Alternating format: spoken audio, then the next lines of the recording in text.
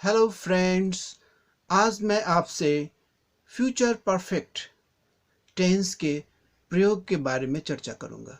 Future perfect tense का प्रयोग कहाँ और किस अवस्था में होता है, इस बात को हम लोग देखेंगे। फ्यूचर परफेक्ट टेंस का पहला प्रयोग, the future perfect tense is used to show the completion, पूरा हो चुकने की अवस्था। ये कंप्लीट का नाउन फॉर्म है, completion of an action or event at a particular point of time in the future। यानी कि फ्यूचर समय में, फ्यूचर समय के किसी खास समय, पर्टिकुलर पॉइंट ऑफ टाइम तक या उसके पहले या उस टाइम तक कोई काम पूरा हो चुका रहेगा। जो काम पूरा हो चुका रहेगा उसको हम फ्यूचर परफेक्ट के द्वारा दिखाते हैं। अब इसे एग्जाम्पल से हम समझें। पहला example, they will have gone by 12:30 PM। वे लोग 12:30 तक जा चुके रहेंगे। अब a particular point of time, इसमें क्या हुआ?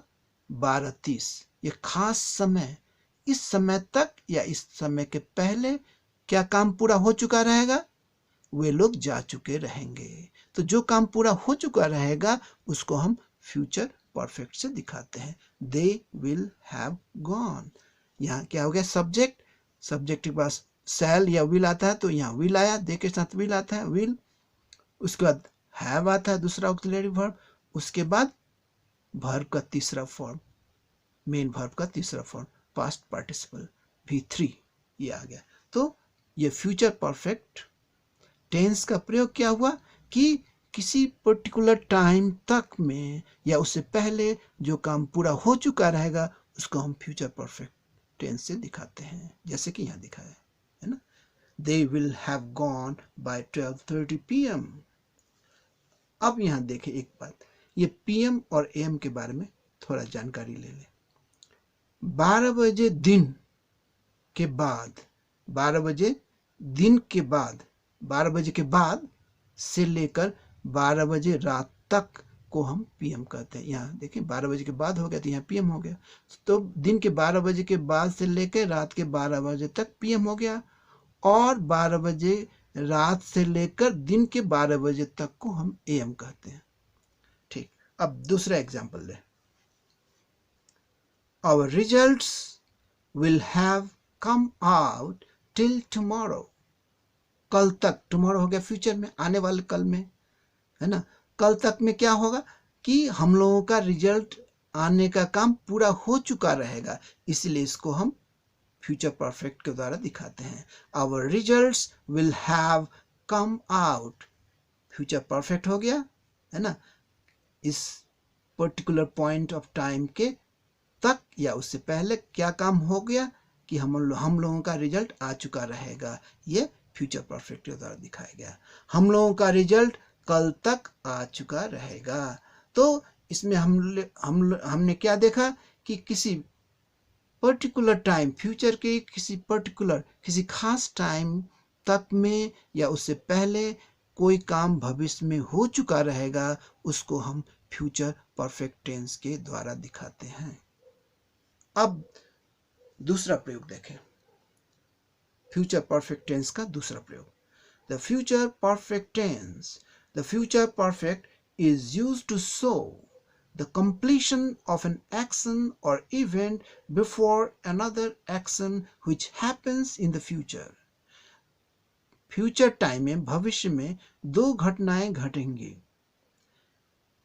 एक घटना पहले, दूसरी घटना से पहले जो घटना घट के पूरा हो चुकी रहेगी, जो एक्शन पूरा हो चुका रहेगा, उसके लिए हम फ्यूचर परफेक्ट टेंस का प्रयोग करेंगे, और बाद की घटना के लिए हम सिंपल प्रेजेंट का प्रयोग करेंगे। स्ट्रक्चर सिंपल प्रेजेंट का रहेगा, लेकिन मीनिंग उसका फ्यूचर सेंस ही रहेगा, है ना।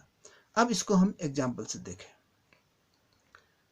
पहला example, she will have come back from the market.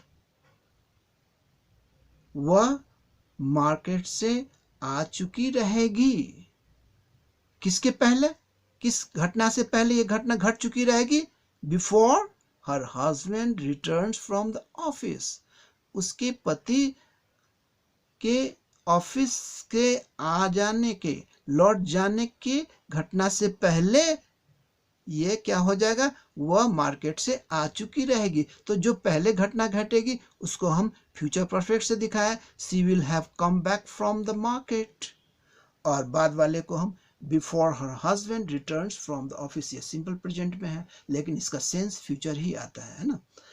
अपने पति के ऑफिस से आने के पहले, है ना, इस घटना से पहले जो घटना पूरी हो चुकी रहेगी, भविष्य में क्या हो चुकी रहेगी? वह बाजार से आ चुकी रहेगी। तो इसको हम फ्यूचर, इस पार्ट को हम फ्यूचर परफेक्ट टेंस से दिखाएं, और ये पार्ट जो बाद में, जो पति आते हैं बाद में, पत्नी आने के पहले वो पत्नी आ चुकी रहेगी, उसके बाद पति आएंगे, है ना।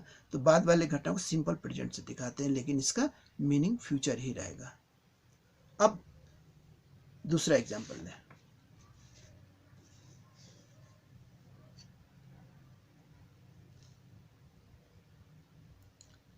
दूसरा example, he will have done his homeworks, he will have done his homeworks before the teacher comes।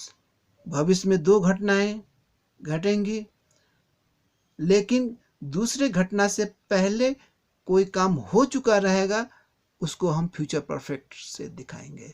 तो टीचर पहले आएंगे कि पहले हम होमवर्क कर चुके रहेंगे? पहले हम होमवर्क कर चुके रहेंगे तब टीचर आएंगे, है ना। तो जो काम पहले हो चुका रहेगा उसको हम फ्यूचर परफेक्ट के द्वारा दिखाते हैं। He will have done his homeworks, वो अपना गृह कार्य कर चुका रहेगा before the teacher comes, teacher के आने से पहले। तो बाद वाले जो टीचर बाद में आएंगे, पहले तो होमवर्क पूरा हो चुका रहेगा, जो पहले पूरा हो चुका रहेगा उसको हम फ्यूचर परफेक्ट के द्वारा दिखाएंगे, और जो बाद वाला टीचर आएंगे उसको हम सिंपल प्रेजेंट से दिखाएं, है ना। लेकिन इसका सेंस फ्यूचर ही होता है। जैसे इसका देखें हिंदी में, शिक्षक के आने से पहले, शिक्षक के आने की जो घटना से पहले वह जो स्टूडेंट है वह अपना गृह कार्य कर चुका रहेगा, उससे पहले काम हो चुका रहेगा, है ना, वह गृह कार्य करने का काम हो चुका रहेगा, इसीलिए इसको हम फ्यूचर परफेक्ट से दिखाएंगे और ये सिंपल फ्यूचर से दिखाएंगे, है ना। अब इस संदर्भ में कुछ पॉइंट्स ध्यान में रख लें। पॉइंट्स टू नोट, ब्रॉडली, मोटे मोटी तौर पर, I have divided the uses of the future perfect tense into two categories, है ना। दो कैटेगरीज में हमने फ्यूचर परफेक्ट टेंस के प्रयोग को रखा है। दो कैटेगरीज के आधार में हम फ्यूचर परफेक्ट टेंस का प्रयोग करते हैं। पहला category, in the first category of the future perfect tense, the completion of an action or event is shown at a particular point of time in the future।